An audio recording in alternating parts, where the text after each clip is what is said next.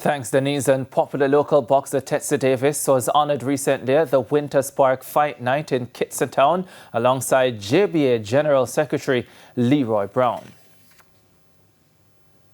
Well, it was a very nice and a very pleasant surprise.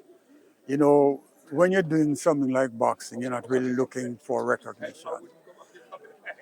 Personally, it is my way of contributing to the youngsters in Jamaica and to Jamaica. And I think I've succeeded to a large extent.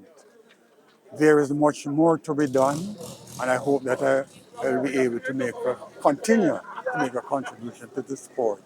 All right, I feel elated, very much happy, that recognize me, So I have so much to give thanks to Mr. Archer and the whole team.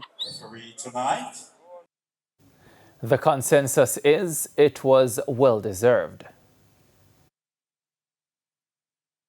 We were very, very happy we were able to honor the two persons we honored here tonight. Mr. Leroy Brown having given 60 years of his life to this sport, right? Mr. Tsetsi Davis, who's a son of the soil here in St. Catherine. And we're only looking to do bigger and better things for boxing, in particular here in the parish of St. Catherine. Listen, when a person have done well, they deserve the best.